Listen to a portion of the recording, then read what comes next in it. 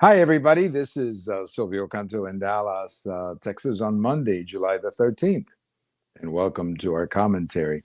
I have a post over at the American Thinker today, Monday morning. It's kind of a going back in time memory. I take you back a little bit to the events of July 12th, 1979. That whole summer of 1979, I remember it. It was a rough summer for the country, for those of you who remember that. And on the radio, there was nothing but disco music. That was it. Disco music, disco music. It just dominated radio altogether. And on July 12th, 1979, there was a DJ in Chicago who decided to have this little activity between the games. It was a doubleheader between the White Sox and the Tigers, and they decided in the middle of the doubleheader, that is, between the games, that you were going to bring all your disco music, LPs and 45s, cassettes, whatever you had back then, and they were going to burn it. They were going to burn it completely during the doubleheader. Well, obviously, it got totally out of control because the place was sold out and there were too many kids there, too much chaos, and the place was eventually shut down. The event was shut down. The game was canceled, and everybody had to go home. It was just one of those ideas that maybe sounded really good when somebody was planning it, but didn't turn out to be very good when it was being executed. But it was called Disco Night at Comiskey Park. And I kind of went back. If you're a baby boomer, that means if you remember the summer of 1979, you'll remember this day because it was really, really a national story. Even though it happened in Chicago, it became a huge national story, and it was covered from coast to coast because the whole thing became so chaotic in that doubleheader between the White Sox and the Tigers at the old Comiskey Park. This is the old one, not the new one. The old Comiskey Park there in the south side of Chicago. Well, anyway, if you have a minute or you want to remember the summer of 79, go back and check my post over at the American Thinker. Well, obviously, the big story, the absolutely big story, is the death of Senator Lindsey Graham of South Carolina. A very unfortunate death. I mean, it happened so quickly. I woke up Sunday morning and I couldn't believe it. I guess it happened either late Saturday night or early Sunday morning. Very unfortunate death. He was 71 years old. He was a real political maverick, if you want to call him that. He was I thought, a very successful senator and a great friend to President Trump, even though they didn't start out as friends. They started out really as enemies. But as so often happens with President Trump, his enemies end up becoming his friends. I mean, look at Marco Rubio.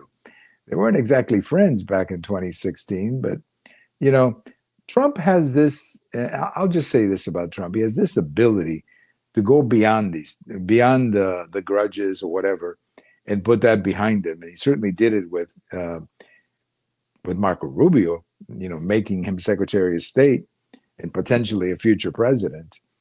And even with J.D. Vance, I understand that they didn't have a good relationship at the beginning, but it grew after that. Well, with Lindsey Graham, it was somewhat the same. But then I think once Trump became president, he realized what a great talent Lindsey Graham was. And, Lindsey Graham obviously was very strong when it came to foreign policy. And he was a conservative on the domestic side.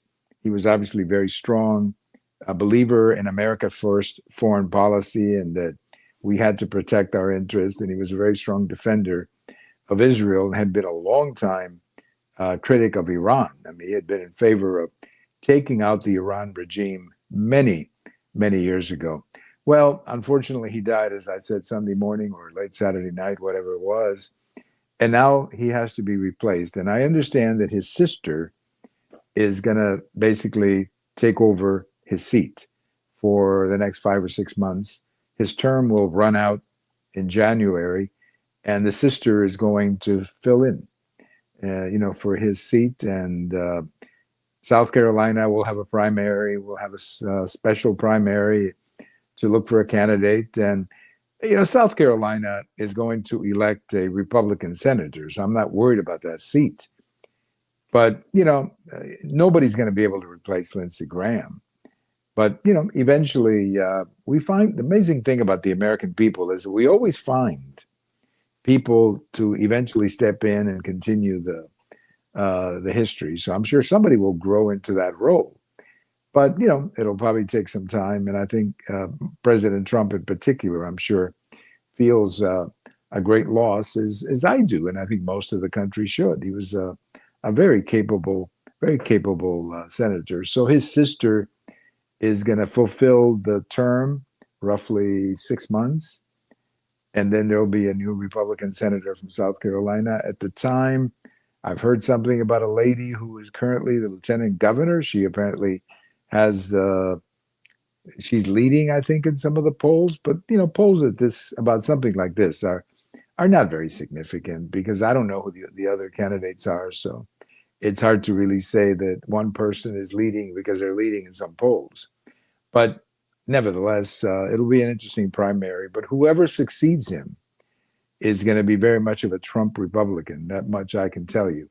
Coming from somebody in South Carolina, it's going to end up being a very strong conservative Republican and will step in and vote probably pretty much down the Trump line, as far as I can tell.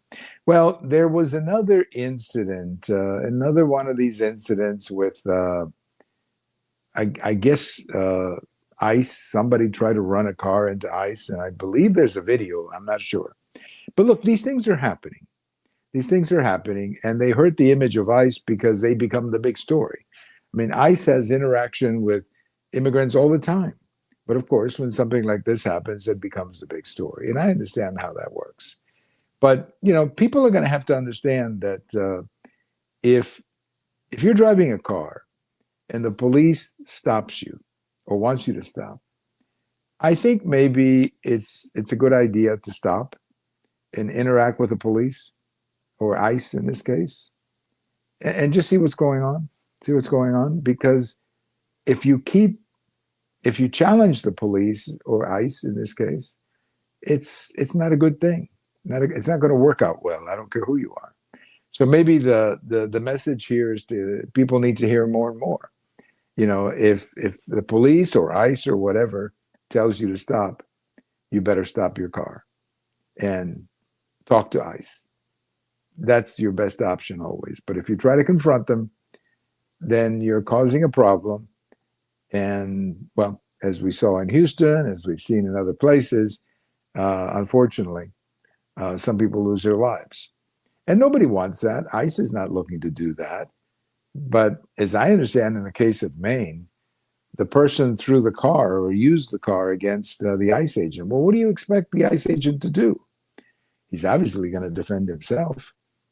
I mean, in Houston, they have the same problem. Nobody really knows what happened in Houston because there's no video. And it's my word versus his word type of deal. And it'll have to, I'm sure, be investigated 10,000 different ways.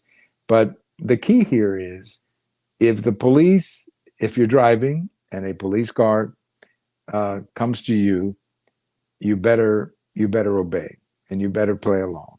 And that's always the best thing to do. I'm not justifying abuse. If there's police abuse or ICE abuse, I'm the first one to listen to it. But, you got to give the benefit of the doubt, at least to a police officer or to an ICE agent in this case. If he feels threatened by a car, he's got the right to defend himself. And that seems to be the common denominator in all these incidents. There's always a car involved, at least the one in Minneapolis. One of them was the lady who was driving that car. That one had a car involved. And then you have now the one in Houston, the one up in Maine. There's always seems to be a car involved in these things. I don't know. Maybe people need to be more careful with their cars. Well, we remember today, July the 13th, we remember Jack Kemp, who was born on this day in Los Angeles, 1935. And he died in 2009 of cancer. I was always a big fan of Jack Kemp. Now, I remember him when he was a quarterback with the Buffalo Bills in the old AFL. I remember him when he did that. He was a pretty good quarterback, not the greatest, but he was pretty good.